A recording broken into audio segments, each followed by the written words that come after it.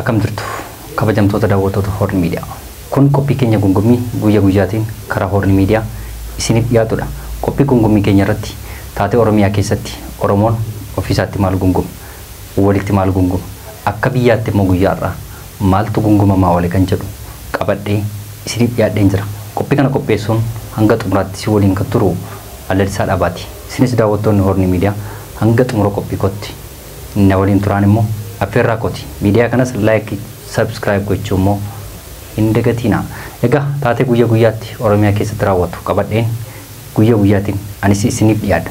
Yaadaaf qeeqa qabdanis komentii jalatti barreessuu hin dagatin. Egaa qabxii tokkoffaa yookaan gungummii tokkoffaan guyyaa har'aa gidduu kan ammoo wal dhabdee yookaan wanti haaraan Eertiraa fi Itoophiyaa keessa jiruu fi Tigraay immoo waggaa 50ffaa guyyaa har'aa kabajatanii maal jecha akka oolanii fi akkasumas immoo lolli faannoo fi raayyaa ittisa biyyaa guyyaa har'aa raawwatamaa ture irratti raayyaan ittisa biyyaa maal jedhe kan jedhuu fi gidduu kan ammoo hayyoota Oromoo yookaan paartilee Oromoo ABO fi KFO gidduutti marii bilchiginaa qaama sadii yookaan immoo paartilee sadiitiin gaggeeffamaa jiru guyyaa har'aa jalqabuunsaas dhagahamee jira.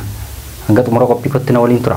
Egaa qabxii tokkoffaa yookaan gungummii tokkoffaa keessatti Eertiraa fi Itoophiyaan yeroo dhiyootti asitti wal gaarreeffachaa turuun isaanii yookaan muummee ministeera Itoophiyaa fi Isaayyaas Afeworqii jidduutti wal dhabdeen dudubbatamaa turuun ni yaadatama. Amma immoo wanti haaraan gadi ba'e lola cimaaf akka deemanii fi gidduu isaaniitti lolli hammaataan dhufuuf akka jiru guyyaa har'aa kaasee argamaa jira jechuudha. Egaa yeroo dhiyoos yookaan wal dhabdeen isaanii inni dura akka jirutti ta'e yookaan gidduu kana immoo maaltu akka deemaa jiru yeroo dhiyootti asitti guyyoota muraasa dura kaartaa Itoophiyaa irratti asab kan keenya kan jedhu kaartaa Itoophiyaa irraa bahee ture yookaan karaa muummee ministeera Itoophiyaa dubbatamee ture jechuudha. Kana irratti Eertiraanis komii kaasuunsa waan hin fakkaatu yaanni kun immoo yookaan kaartaa Itoophiyaa irratti asab mul'achuun kun immoo Eertiraa biratti fudhatama hin arganne fakkaata. Kanaaf wal gaarreeffannaan gidduu kana qaama isaanii lamaan gidduutti yookaan immoo Itoophiyaa fi Eertiraa gidduutti wal gaarreeffannaa yookaan lola hamaatti deemuu isaanii waan hafu hin fakkaatu namaa jira. Keessumaa erga pirezidaantiin duraanii Mul'ata Shoomee yaada Aljazeeraa irratti kenneen ergasiiti gidduu isaaniitti wal dhabdeen kun hammaate itti fufeera jechuudha. Keessumaa wal gaarreeffannaan muummee ministeera Itoophiyaa fi Isaayyaas Afeworqii yeroo dhiyootti asitti haala cimaarra yookaan immoo haala wal dhabdee cimaarra turuun isaanii ni yaadatama. Keessumaati yeroo dhiyootti asitti immoo paartileen Amaanuel Birgeedii warri jedhamanii warri Isaayyaas Afeworqiin morman yookaan immoo isa loluuf warreen qophiirra jiran keessumaa bakkoota naannoo Affaar keessatti lola cimaa yookaan immoo leenjii gahaa kennaafi kan jiran yookaan immoo Isaayyaas Afeworqii warri loluuf kan jiran yookaan immoo loluuf kan isaan leenjiirra jiran ni jiru. Isa kana keessatti duuba lola kana yookaan immoo duuba Birgeedii Ahmeduu kana kan jiru muummee ministeera Itoophiyaa jedhamee irra deddeebiin dudubbatamaa turuun isaanii yaadatama jechuudha. Qaamni kun yookaan immoo warreen Isaayyaas Afeworqii loluuf bahan qaamota biyyoota garaagaraa irraa biyyoota Awurooppaa, Ameerikaa, Kanaadaa fi bakkeewwan garaagaraa irraa warreen gara Itoophiyaatti imalanii achitti walitti dhufaniidha. Isaayyaas Afeworqiin kanaan loluuf kan isaan bobba'anii turan keessumaa gidduu kan immoo biiroo muummee ministeera Itoophiyaa kennee fi Finfinneetti banuun isaanii ni yaadatama jechuudha. Kun immoo muummee ministeera Itoophiyaa fi Isaayyaas Afeworqii jidduutti gaadeffannaa cimaa yookaan dubbii guddaa ta'eera. Isarra darbee gidduu kan immoo kaartaa Itoophiyaa irratti asab bahuun ishee ni yaadatama yookaan lafti kan keenya jedhanii gama Itoophiyaatiin bahuun ni yaadatama. Kun immoo komii guddaa kaaseera Isaayyaas Afeworqii gidduutti jechuudha. Kanaaf wal dhabdeen kun keessumaa morga Mul'ata Shoomee Aljazeeraa BBC irratti kennee fi wal dhabdee gidduu isaanii erga dubbatee immoo haalli cimaan adeemaa jira jechuudha. Dhuma jara kana walumaan kan laallu ta'a jechuudha.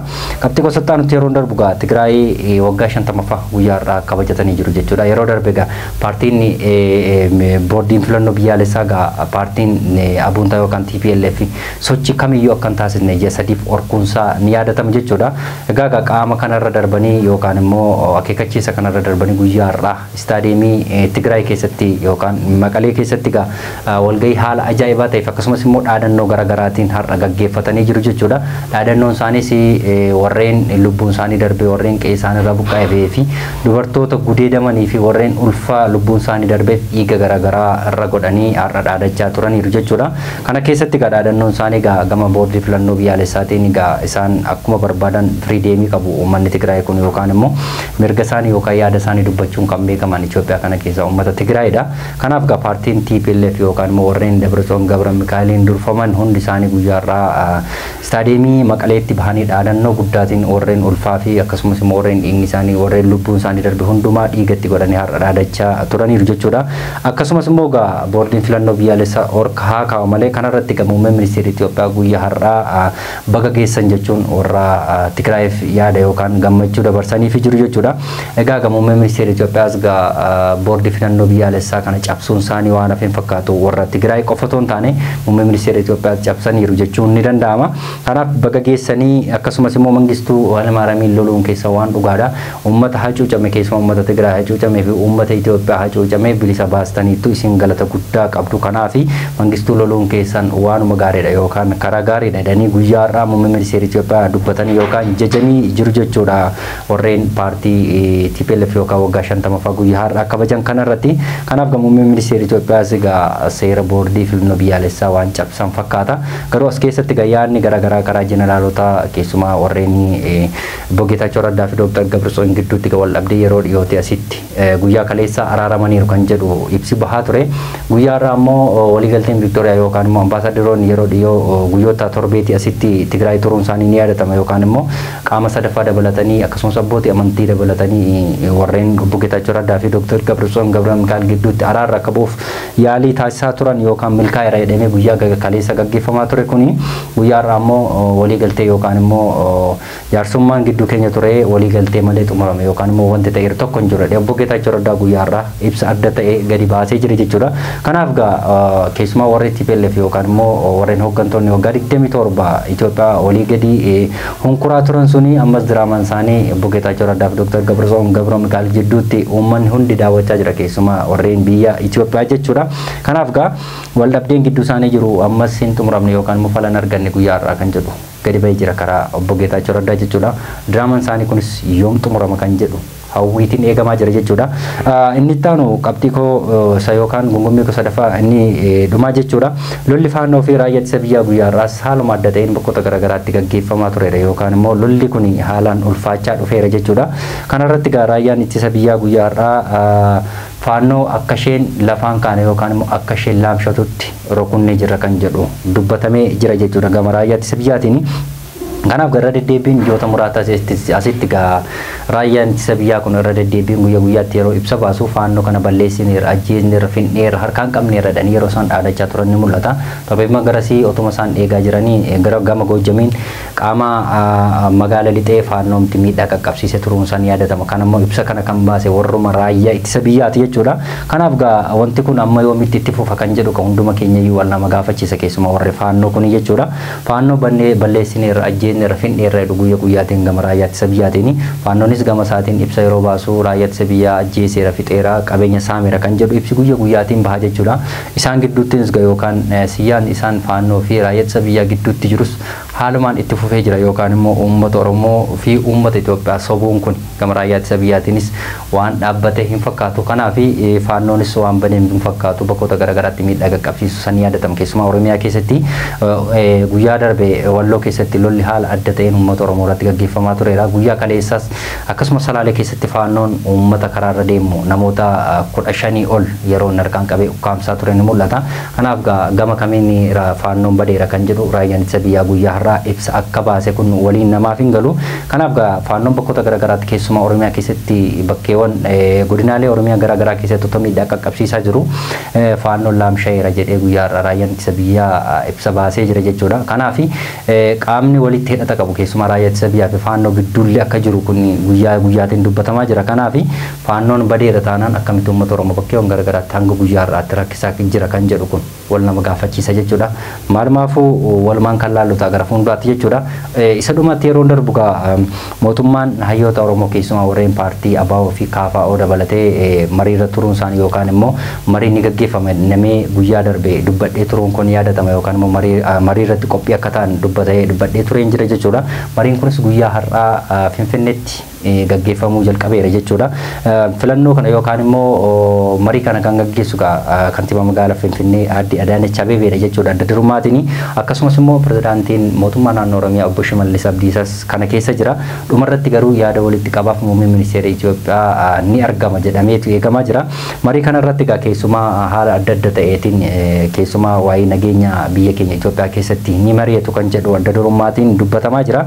Kana keessatti garuu uummata Oromoo fi hayyoota Oromoo warreen kaan gidduutti qeeqni guddaan ka'amaa jira jechuudha. Akkasumas immoo muummee ministeera Itoophiyaa akkasumatti suura ka'uuf yookaan immoo siyaasa fayyadamuun malee mariin kun bu'aan buusu kan jedhu bakkeewwan garaagaraa uummata Oromoo irraas ka'aa jira. Akkasumas hayyoota garaagaraa irraatti ka'aa jira. Kanaafi mariin amma gaggeeffamu kun qaama sadiiffaa yookaan qaama sadaffaa biyyoota ollaa bakkeewwan garaagaraatti keessumaa abaaboo fi akkasumas immoo warruma kaafa'uu dabalatee bakkeewwan garaagaraatti akka isaan araaramaniif yookaan immoo waliigaltee akka gahaniif qaamni garaagaraa irratti hirmaatee turuun isaanii yaadatama jechuudha. Kana hunda keessatti mariin gidduu isaaniitti yookaan wal amantaan tokko uumamee akka hin turre wal naman gaafachiisu. Kanaaf mariin miilana ta'amu keessumaatti abaaboo karaa nagaa yookaan immoo warreen Jaal Daawud Ibsaatiin durfamudha jechuudha. Keessumaa Koloneel Gammachuu Ayyaanaa Abdii Raggaasaa lammii beenyaaf dabalateedha jechuudha. Mariin kun kan gaggeeffamaa jiru gama waraana adda bilisummaa Oromootiin gama kaafa'ootiin immoo Profeesar Marraa Guddina dabalatee miseensota isaa jiranidha jechuudha. Mariin kun guyyaa har'aa kan gaggeeffame. Kana keessatti namoonni harka qullaa yookaan immoo namoonni karaa nagaa qabsaa'an keessumaa warreen Finfinnee keessa ta'anii qabsaa'anii durayyuu karaa nagaa qabsaa'u waan ta'eef mootummaa wajjin mari'achuun kunis ammatti bu'aa qaba waan hin fakkaanneef kanaaf isaan karaa nagaa qabsaa'aa jiru. Warreen kanaan dura keessumaa obbo Baqqalee Garbaa dabalatee warreen karaa nagaa fi warreen mana hidhaa jiran hundi isaanii karaa nagaa qabsaa'aa turan malee meeshaa hidhatanii miti kan isaan qabsaa'aa turanii. Kanaaf yeroo sanayyuu furmaanni kan hin argamne amma namoonni harka qullaa bakkeewwan garaagaraa baqatanii yookaan immoo kolugaltummaa gaafatanii bakkeewwan garaagaraa jiraachuun isaanii yaadatama paartileen garaagaraa jechuudha. Akkasumas immoo miseensotuma paartii badhaadhinaa keessaa warreen dhugaa dubbatan baqatanii biyyoota garaagaraa jiru. Kanaaf warri amma yookaan immoo mariin guyyaa har'aa jalqabe kun keessumaa abaa'oo fi kaafa'oo gidduutti wal amantaan kun yookaan immoo ogummaa waliigaltee irra gahaa kan jedhu hundumaaf uummata Oromoo biratti gaaffii guddaa uumeera. Kanaaf namni wajjin mari'achuu qaban warreen qaama isaan lolaa jiru yookaan immoo warreen isa lolaa jiran keessumaa warreen mootummaa kana lolaa jiranii fi ifaaf bilisatti warreen isa lolan malee warreen karaa nagaa keessumaa Finfinnee ta'anii qabsaa'an kun amma wanti kun yookaan mariin kun bu'aa buusa kan jedhu kun wal nama gaafachiisa. Kanaaf mariin kun ammatti adda bahuu habatu yookaan immoo haqa qabeessa irra gahaa fi gahuu isaanii gara fuulduraatti waanuma waliin ilaalluudha. Kanaaf garuu wanti kun ammatti bu'aa buusa hin fakkaatu keessumaa uummata Oromootiin qeeqni ka'aa jiru. Kanaaf namni lolaa jiru yookaan namni mootummaa wajjin wal dhabdee qabu warreen meeshaa hidhatanii bosona jiran malee warreen karaa nagaa Finfinnee ta'anii qabsaa'an miti waan ta'eef kanaaf mariin kun akkuma jedhan kun siyaasa fayyadamuu yookaan immoo diraamaa uummata Oromoo irratti gaggeessuudha yoo ta'e malee ammatti bu'aa hin qabu hin fakkaatu. Kanaaf hundumaafuu biyya keenyaaf nagaa hawwina. Egaa kabajamtoota daawwattoota Horn Miidiyaa taatee Oromiyaa keessattii fi akkasumas immoo godina Oromiyaa garaagaraa keessatti ta'an kana hanga ammaatti daawwataa turtan ture. Qophii kana qopheessuun hanga xumuraatti si waliin kan ture Alalisaa Dhaabaati. Qophii kun gumii biraan hanga walitti deebinutti immoo qophiilee Horn Miidiyaa waliin immoo turtii